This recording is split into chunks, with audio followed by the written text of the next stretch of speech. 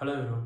ஒரு மனுஷன் பார்த்தீங்கன்னா, இங்க வாழ்றதுக்கு அதாவது தன்னோட உடம்ப வந்து நல்லா ஹெல்த்தியா வச்சுக்கிறதுக்கு தண்ணி, உணவு பார்த்தீங்கன்னா கண்டிப்பா அவனுக்கு தேவை. கண்டிப்பா தேவை. ஸோ இன்கேஸ் அவங்க பார்த்தீங்கன்னா உணவு இல்லைன்னா கண்டிப்பா இறந்துருவாங்க. இல்லைன்னா தண்ணி இல்லைன்னா தண்ணி இல்லைனாலும் கண்டிப்பா அந்த ஒரு மனுஷனால வந்து கண்டிப்பா உயிரோட வாழ முடியாது. அப்படி இருக்கிறப்போ குஜராத்தில ஒரு முனிவர் வந்து 70 வருஷமா தன்னோட வாழ்நாள் ஃபுல்லாவே அவர் வந்து தண்ணி, உணவு வந்து சாப்பிடாம இருந்திருக்காரு.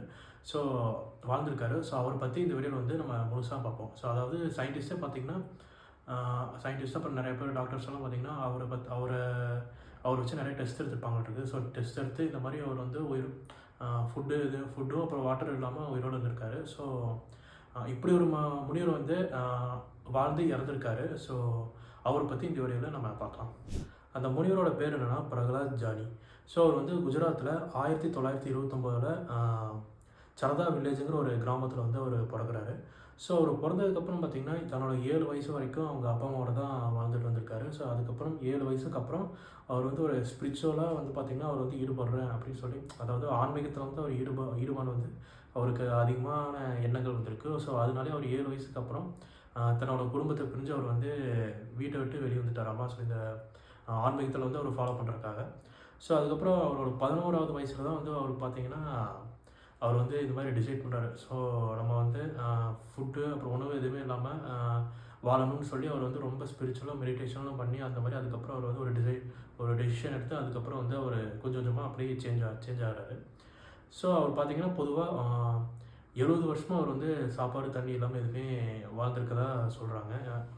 இவர் வந்து யாரோட டிவோட்டியா இருந்திருக்காங்கன்னா, அம்பா மாதா. அதாவது அங்க குஜராத்ல அங்க லோக்கல்ல இருக்கிற ஒரு கோயில்ல, அதாவது இந்த அம்பா மாதானா கண்டிப்பா ஒரு அந்த அம்மன் மாரி அந்த அம்மன் சாமி அப்படித்தான் அவங்க வந்து அங்க நார்த்ல பார்த்தீங்கன்னா மாதான்னு சொல்லுவாங்க.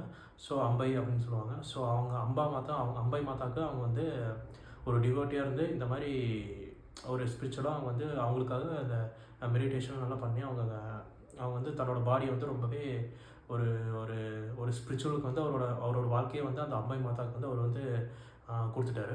நார்மலா நம்ம ஹியூமன்ஸ் பார்த்தீங்கன்னா, மேக்ஸிமம் 30 to 35 டேஸ் வந்து உணவு இல்லாம வாழ முடியும். அதாவது வெறும் தண்ணி மட்டும் குடிச்சே பார்த்தீங்கன்னா, நம்ம அவ்வளோ நாட்கள் வந்து ஒரு 1 மாதம், 1 1/2 மாதம் பார்த்தீங்கன்னா, அந்த டைம் பீரியட் வரைக்கும் நம்மளால வாழ முடியும்.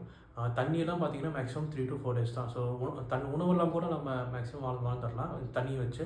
பட் தண்ணி இல்லாம கண்டிப்பா ஹியூமன்ஸ் வந்து வாழவே முடியாது.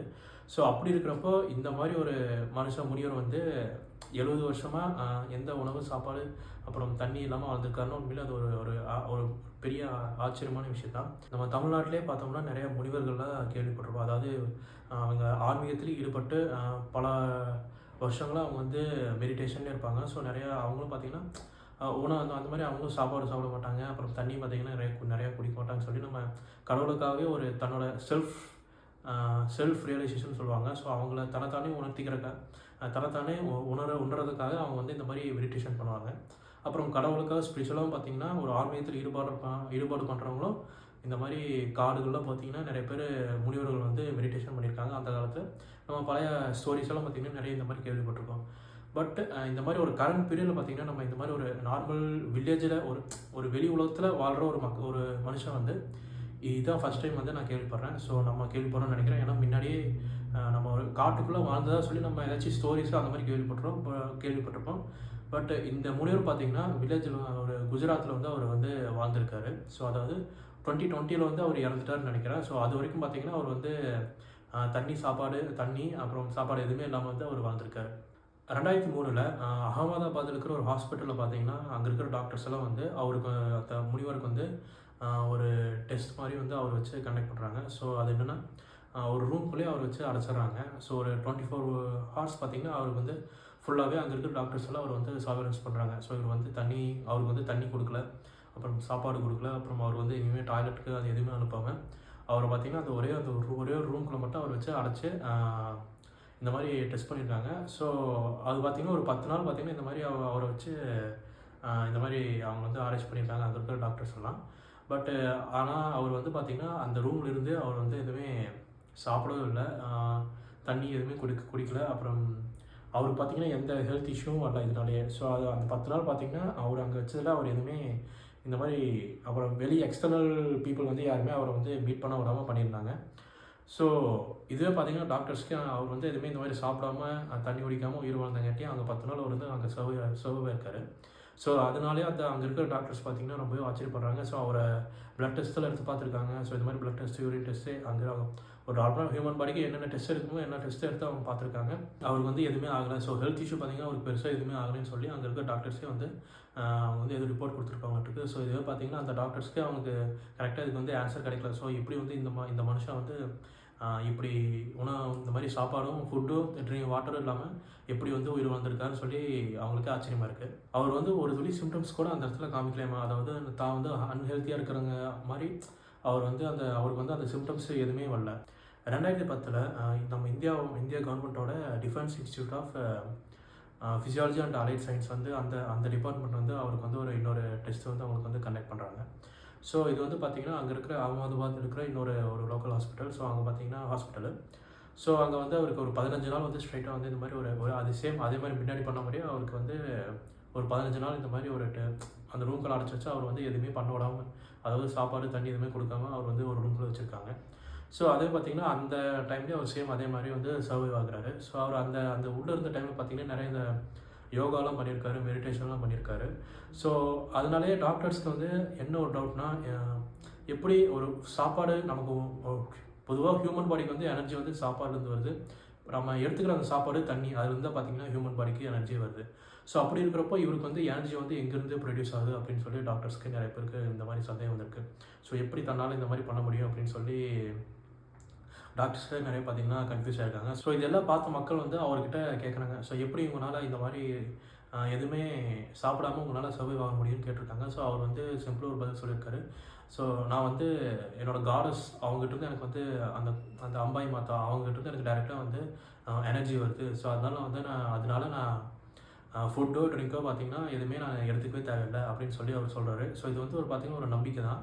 அவர் வந்து தன்னோட அந்த ஸ்பிரிச்சுவல் இதில் அவ்வளோ நம்பிக்கை வச்சு அவர் இந்த அளவுக்கு தன்னோட பாடி வந்து அவர் மெயின்டைன் பண்ணியிருக்காரு. தன்னோட காடஸ் கிட்டேருந்து அவர் கும்பிட்ற கடவுள்கிட்டேருந்து அவருக்கு வந்து ஒரு டிவைன் எனர்ஜி வந்து அவருக்கு வந்து கிடைக்குதாமா. ஸோ அதனாலே அவர் வந்து நான் எதுவுமே சாப்பிட நார்மலாக ஒரு மக்கள் உணவு சாப்பிட்ற மாதிரி நான் வந்து சாப்பிட தேவையில்லை அப்படின்னு சொல்லி அவர் வந்து சொல்லியிருக்காராமா. டாக்டர்ஸ் சயின்டிஸ்டெல்லாம் அவரை வச்சு டெஸ்ட் பண்ணதில் அவர் எப்படி இந்த மாதிரி உயிர் வாழ்கிறாருன்னு அவங்களுக்கே ஒரு கன்ஃபியூஷன் வந்திருக்கு. ஸோ சில பேர் என்ன சஜஸ்ட் பண்ணுறாங்கன்னா, அவர் வந்து மேபி ட்ரிக்ஸை வந்து ஏதாச்சும் வச்சுருக்கலாம். ஸோ அதனாலேயே அவர் வந்து இந்த மாதிரி தன்னோட யாருக்கும் தெரியாமல் இந்த ஃபுட்டு தண்ணியும் வந்து அவர் எடுத்துக்கிறதுக்கு சான்ஸ் இருக்குது. ஸோ அதனாலே பார்த்திங்கன்னா அவர் வந்து உயிர் வாழ்றதுக்கு வாய்ப்பு இருக்குது அப்படின்னு சொல்கிறாங்க. அந்த அவங்கள சர்வை பண்ண அவர் அந்த ஒரு ரூம்குள்ளே வச்சு அவர் வந்து சர்வேலன்ஸில் வச்சுருந்த அந்த டைமில் கூட அவர் ஏதாச்சும் யாருக்கும் தெரியாமல் மறைச்சி வச்சு கூட அவர் வந்து ஏதாச்சும் ஃபுட்டு வந்து இன்டேக் பண்ணியிருக்கலாம் அப்படின்னு சொல்லி நிறைய பேர் வந்து சொல்கிறாங்க. ஸோ இது வந்து எது உண்மை புரியல, இப்போ பொய்யும் தெரில. ஸோ அவங்களாலே பார்த்திங்கன்னா எக்ஸாக்டாக டாக்டர்ஸ்னாலேயே ப்ரூவ் பண்ண முடியல. ஸோ இவர் வந்து எதனால் ஃபஸ்ட்டு அவங்களுக்கு வந்து எதனால் எப்படி இருக்குன்னு தெரில. ஸோ அப்புறம் இந்த மாதிரி அவர் வந்து சீக்கிரட்டாக அவங்க உள்ள அந்த ரூம்குள்ளே அனுப்புறதுக்கு முன்னாடி பார்த்திங்கன்னா ஃபுல்லாகவே ஒரு செக்அப் பண்ணி தான் அனுப்பிச்சுடுவாங்க. ஸோ அதனால டாக்டர்ஸ்க்கு வந்து அவங்க வந்து இன்னுமே கன்ஃபியூஷனாக தான் இருந்திருக்கு.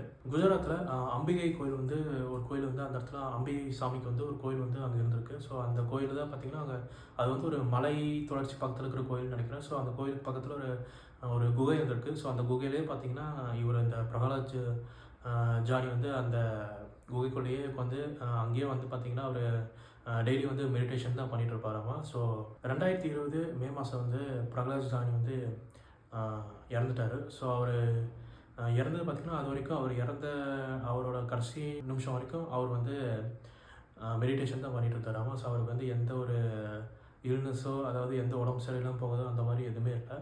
ஸோ அதனால அவர் எப்படி அவர் மெடிடேஷன் பண்ணிட்டு இருக்கும்போதே அப்படியே இறந்துட்டாராமா. ஒரு நேச்சுரல் டெத் மாதிரி அப்படின்னு சொல்லி அங்கே இருக்கிறவங்களாம் சொல்கிறாங்க.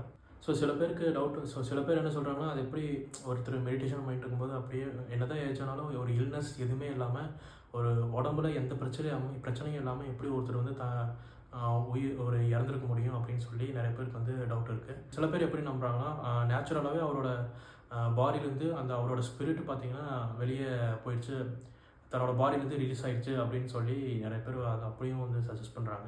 இந்த மாதிரி ஒரு ஸ்ட்ரேஞ்சஸ்டான திங்ஸ் எல்லாம் பார்த்திங்கன்னா இந்தியாவில் நடக்கிறதுனாலேயே மற்ற நாட்டு மக்களுக்கு வந்து இந்தியா மேலே ஒரு ஒரு தனி அபிப்பிராயம் இருக்குது. அது எப்படின்னா இந்தியா வந்து ஒரு வினோதமான நாடு. ஸோ இந்த மாதிரி ஒரு ஸ்பிரிச்சுவலாக பார்த்திங்கன்னா நிறையா இந்த மாதிரி நடக்கிறதுனால ஸோ அவங்களுக்கும் அந்த மாதிரி ஒரு கண்ணோட்டம் இருக்குது. ஸோ அதுக்கு ஒரு எக்ஸாம்பிள்னா அதுக்கு ஒன் ஆஃப் த எக்ஸாம்பிள் வந்து இந்த பிரகலாத் ஜானி. ஸோ இந்த முனிவரையும் நம்ம சொல்லலாம். ஸோ ஐ திங்க் இந்த வீடியோ வந்து உங்களுக்கு பிடிச்சிருக்குன்னு நினைக்கிறேன். ஸோ இந்த வீடியோவில் இருக்கிற இன்ஃபர்மேஷன், ஸோ இவரை பற்றி பார்த்தீங்கன்னா இவர் ஒரு பேசிக்கான இன்ஃபர்மேஷன் வந்து உங்களுக்கு நான் கொடுத்துருக்கேன்னு நினைக்கிறேன். ஸோ இந்த வீடியோ வந்து உங்களுக்கு பிடிச்சிருந்தா லைக் பண்ணுங்கள், ஷேர் பண்ணுங்கள். ஸோ நான் டெய்லி பார்த்தீங்கன்னா இந்த மாதிரி ரெகுலராக ஏதாச்சும் ஒரு இன்ஃபர்மேஷன் ரிலேட்டடாக கண்டிப்பாக ஒரு வீடியோஸ் வந்து உங்களுக்கு நான் போஸ்ட் பண்ணுவேன். ஸோ இந்த மாதிரி வீடியோஸ் வந்து உங்களுக்கு பார்க்குறக்கு ஆர்வம் இருந்தால் ஸோ மறக்காமல் என்னோடய சேனலை வந்து சப்ஸ்கிரைப் பண்ணிடுங்க. தேங்க்யூ, பாய்.